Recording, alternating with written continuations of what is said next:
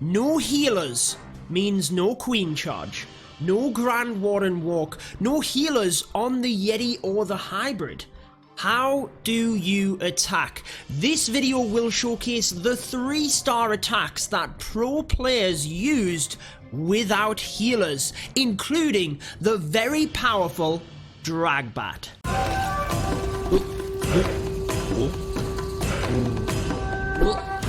Welcome back to the channel then, guys. I'm your host, Judo Sloth, and we will be recapping the February All-Stars event. This was a super fun war where we used all of the pro players that are going to be in the March Qualifier. This was casted yesterday over on Twitch with my good buddy Carbon Finn. We did 2 wars and we allowed the community to ban certain troops. In this war, there was no healers. Now, there's a few different strategies that we used. Myself and Carbon were actually quite impressed with the strength of some of the attacks, particularly the air attacks, and I thought it would make a good video in case you necessarily weren't the most up to speed with queen charge attacks. Maybe it's just not your forte. These will offer a few different options, max level bases, and you'll see how strong they are. Now, the dragons was the most popular. Now, why exactly is that? Despite the single target infernos, it was really picking apart flaws in the base design and how a lot of the bases are designed to defend ground. So you can notice a Sui hero portion takes out one of the air defense at the top of the base, and then we have the Sui hero portion at the bottom. Sui hero portion, imagine the Sui hero portion left and right takes out air defenses and creates pathing for the dragons, as you can see, to fly straight in to that town hall. So a very good start by Nick, and in fact in this attack there was so many dragons left over. He got a little bit unfortunate with the bats as well, otherwise it would have been even better.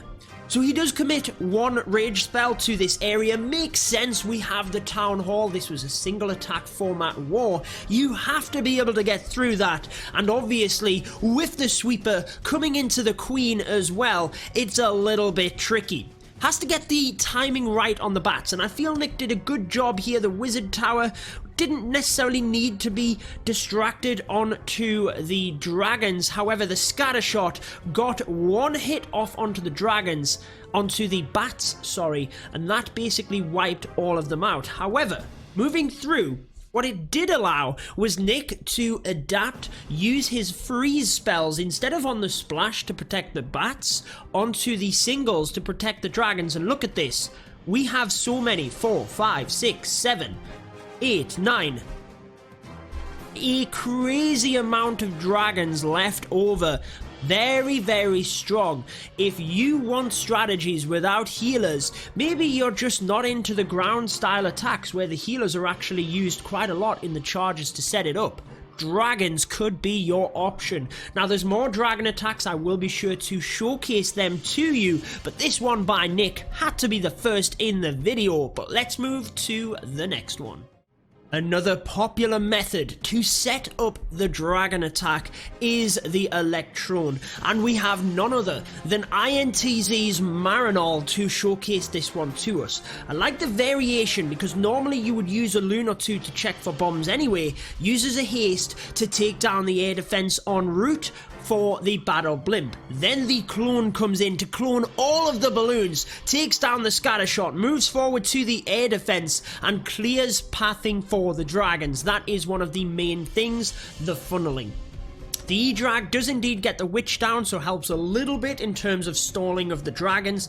Then he can use the baby dragon and a couple of balloons to completely wipe out the right hand side of the base. So again, for the dragons, it is really about helping to create their pathing, and this area of the base is relatively dud.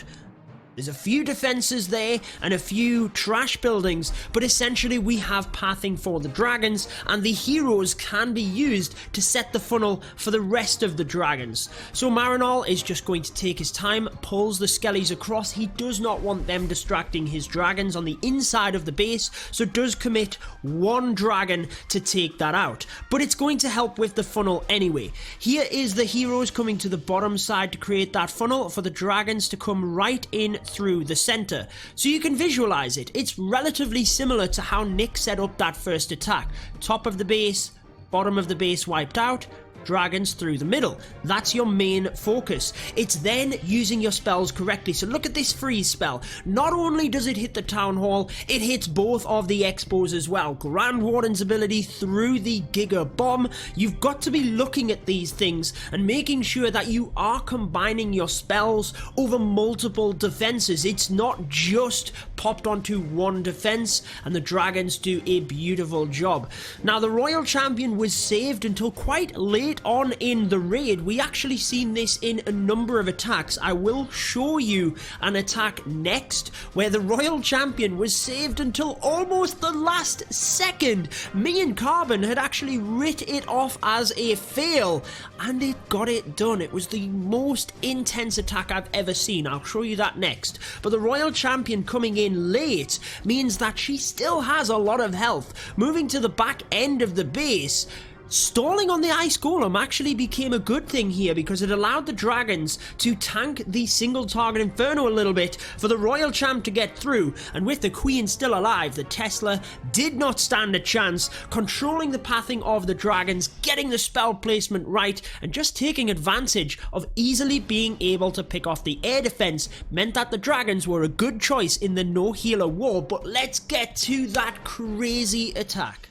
Here it is then. It was the first attack of the war, and wait until you see how close this is. Ast was the MVP of the recent EWU Championship, so we knew he had the capability of getting the 3-star with numerous strategies. By the way guys, if you enjoy my content, you want to see daily, educational but entertaining Clash of Clans videos, be sure to subscribe to the channel, and you also might want to turn on the notification bell so you get a notification when my videos go live. Once the Electron has taken place, we'd already kind of explained how that worked in the previous attack. We now have the dragons coming through. Now, one thing I want to point out here is the 2 dragons across to this side. You might be asking yourself, why is there 2 dragons and the rest of them forcing through? Would you not just keep them all together? Well, think about that pathing we talked about. These 2 dragons are to try and help take out these buildings on the outside in order to help the main pack flying through. Otherwise, they could get caught on the outside, and then you start to miss the defenses in the center. So that's the idea. That's why you might notice the king and queen coming over there as well, and that will hopefully mean the 2 dragons on the outside do then come back in to merge with the rest. Again, notice the freeze spells. Don't just plump your freeze spell onto the main defense. Yes, in a panic, in the midst of the raid, that might happen from time to time, but this is where you really turn into a good player, is being able to quickly identify, yes, I'm going to freeze the 2 expo, oh, there's an eagle I can reach as well, and freezing multiple defenses. Try and get into the habit of doing that, guys. But check it out, Royal Champion still not used. Now at this point, me and Carbon, we were casting over on Twitch, and we thought, oh, he's got the Royal Champion, but this is incredibly difficult. Dragons going down, there's still an air defense, Queen stuck on a wall with low health, there's a lot for the Royal Champion to get through. Another dragon goes down, and the last one about to fall. We'd written it off here and said, good try, Ast, he can push up the percentage. Remember, first one of the war, we weren't sure how the no healer attack would turn out, so we just thought this was a good percentage, but that was it. Even at this point, Royal Champion goes down. There's a lot for the Queen to get through here, but she's got the ability. So we started to think, wait a second, wait a second, maybe she could get this. We've got 2 minions down the bottom and only the Tesla and air defense able to attack them. Queen comes around, pops the ability, gets the air defense and the wizard tower as well, sorry, but that goes down now with 32 seconds, and I believe there was around about a minute in real terms. Would it happen? Would the minions take out the king? But no, he decided to go rogue, didn't attack the queen, and she took him down, leaving it susceptible for the minions to wipe the rest of the base and start the war with a 3-star. It was incredible to cast and just a beautiful start to the war, but again, no healers, and the attacks were just incredible. The final attack of the video means you've had the full package in terms of dragon attacks. If you don't want to use healers, then dragons might be your best option. Imagine if healers were removed from the game. That would be crazy. They're one of my favorite troops, actually. Let me know your favorite troop in the comments. Anyways, guys, the Electron starts relatively similar here. Now, if you use the Sui method that we've seen with Nick, or you use the Electron we've seen with Marinol, and this player from the Muzan clan, which you will get to see in the qualifiers at the end of the month, make sure you're following the official Clash streams. It is obviously a really good option to start your attack. We were going crazy on stream right now because the pathing is created, the multi's down, the air defense down, and the E-drag was still going, wiping things out. So the player decides to get the dragons in nice and early, try and just combine the damage with the E-drag, and look at the funnel that has been created. The Electron created the funnel across to the right. We also had the left hand side down, and again, straight pathing for the dragons through the base. Now, I did notice this elixir storage, and I thought more dragons might have been pulled off, but only one gets drawn to that side. Now, the dragons take a lot of damage in the center, but there's nothing left because of the base design and the air defense being pushed out to the side. This player has wiped them out. Now that the dragons are in the center, look, there's not a lot left in the base. Now, we did intend to bring you the live casts on both of our YouTube channels, mine's and Carbon's. We do apologize, we just had some technical issues in getting that done.